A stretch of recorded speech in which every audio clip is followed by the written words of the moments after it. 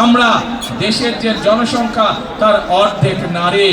আপনারা জানেন দেশনেত্রী খালেদা জিয়া যতবার দেশ পরিচালনার সুযোগ পেয়েছেন উনি চেষ্টা করেছেন দেশের নারীদেরকে শিক্ষা ব্যবস্থা ফ্রি করে দিতে, এবং সেই জন্যই এই দেশে বাংলাদেশে আমাদের মেয়েরা ক্লাস 1 থেকে শুরু করে ক্লাস 12 পর্যন্ত তাদের শিক্ষা ব্যবস্থা ফ্রি হয়েছে। প্রিয় ভাই বোনেরা, আমরা এবার ইনশাআল্লাহ আপনাদের দোয়ায়, আল্লাহর রহমতে, আপনাদের সহযোগিতায়, আল্লাহর রহমতে বিএনপি সরকার গঠন করলে আমরা এই যে গত 2 যুগ ধরে যে 3 যুগ ধরে মেয়েরা শিক্ষিত হচ্ছে সারা বাংলাদেশে, এই নারীদেরকে আমরা অর্থনৈতিকভাবে স্বাবলম্বী করে গড়ে তুলতে চাই। পাগল হয়ে যাবি। এবং এই জন্য সমগ্র বাংলাদেশে আমরা মায়েদের কাছে, প্রত্যেকটি ঘরের গৃহিণীর কাছে আমরা ফ্যামিলি কার্ড পৌঁছে দিতে চাই, যেই ফ্যামিলি কার্ডের মাধ্যমে সরকারের পক্ষ থেকে তাদেরকে সহযোগিতা করা হবে, এবং সেই সহযোগিতার মাধ্যমে ধীরে ধীরে বাংলাদেশের প্রত্যেকটি খেতে খাওয়া মানুষ, প্রত্যেকটি খেতে খাওয়া নারী, প্রত্যেকটি খেতে খাওয়া পরিবার ধীরে ধীরে স্বাবলম্বী হয়ে গড়ে উঠবে। প্রিয় ভাই বোনেরা, এই এলাকায় যেরকম বহু শিক্ষিত নারী পুরুষ আছে যারা বেকার হয়ে বসে আছে, তাদের হাতে শিক্ষার আলো আছে কিন্তু বেকার হয়ে বসে আছে, ঠিক একইভাবে সমগ্র বাংলাদেশে এই সমস্যা রয়েছে।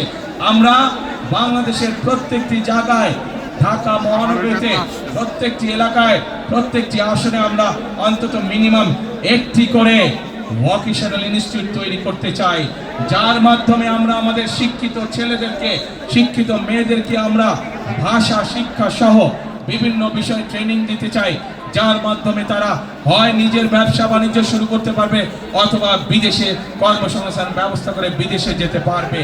প্রিয় ভাই বোনেরা, যারা বিদেশে যায়, আমাদের ছেলেরা যারা বিদেশে যায়, আমরা দেখেছি অনেক দুস্থ পরিবার তারা জমি জমা করে বিক্রি করে বিদেশে যায়।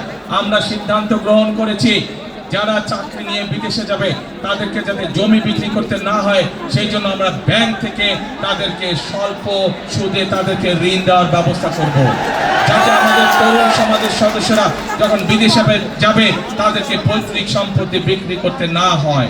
প্রিয় ভাই বোনেরা, আমরা সিদ্ধান্ত গ্রহণ করেছি বাংলাদেশের কৃষক যদি ভালো থাকে তাহলে বাংলাদেশের মানুষও ভালো থাকবে, এবং সেই জন্যই মা বোনদের কাছে যেমন আমরা ফ্যামিলি কার্ড পৌঁছে দিতে চাই, সমগ্র বাংলাদেশের কৃষক ভাইদের কাছে আমরা কৃষি কার্ড পৌঁছে দিতে চাই, যার মাধ্যমে কৃষক ভাইরা সরকারের পক্ষ থেকে সরাসরি তাদের কাছে তাদের প্রয়োজনীয় সার, বীজ এবং কীটনাশক ঔষধ পৌঁছাবে। শুধু তাই নয়, আপনারা যারা ঢাকা 15 অধিবাসী, আপনাদের আত্মীয় স্বজন পরিবারের অনেক সদস্য আছে যারা গ্রামে বাস করে এবং কৃষি কাজ করে, আছে না এরকম? প্রায় প্রত্যেকটি মানুষের আছে এরকম। আমরা সিদ্ধান্ত গ্রহণ করেছি 10,000 টাকা পর্যন্ত কৃষি লোন সুদ সহ ইনশাল্লাহ আমরা মওকুফ করব 12 তারিখে যদি আমরা সরকার ইনশাল্লাহ গঠন করি। প্রিয় ভাই বোনেরা, এই এলাকায় মানুষের চিকিৎসা সুবিধার জন্য এই এলাকার সন্তান মিল্টনকে যেমন আমরা ধানের শীষের প্রার্থী ঘোষণা করেছি, মিল্টন একটু আগে তার বক্তব্যে বলেছে যে এই এলাকার মানুষের চিকিৎসা সুবিধার জন্য একটি হাসপাতালের প্রয়োজন।